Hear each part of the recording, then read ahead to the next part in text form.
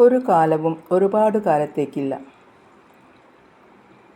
നമ്മുടെ ഈ സമയവും കടന്നുപോകും. വിശ്വാസവും ശ്വാസവും ഒരുപോലെയാണ്.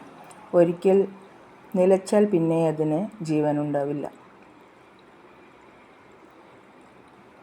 ജീവിതത്തിൽ സത്യതയുള്ളവരിൽ മാത്രമേ ശുദ്ധത ഉണ്ടായിരിക്കൂ. സത്യതയും ശുദ്ധതയും ഉണ്ടാക്കാൻ കഴിഞ്ഞാൽ എവിടെയും പരാജയം സംഭവിക്കില്ല. സ്വയം ഉയരാനും ഉയർത്താനും നമുക്ക് കഴിയണം.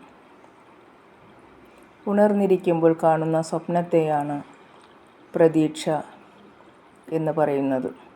സ്നേഹിക്കുകയും സ്നേഹിക്കപ്പെടുകയുമാണ് ജീവിതത്തിലെ ഏറ്റവും നല്ല സന്തോഷം. സച്ചിന്തകൾ ജീവിതത്തിൽ എപ്പോഴും സന്തോഷവും പ്രതീക്ഷയും നൽകുന്നുവെങ്കിൽ നിഷേധാത്മക ചിന്ത ജീവിതത്തിൽ നിരാശയും വിഷാദവും സമ്മാനിക്കുന്നു.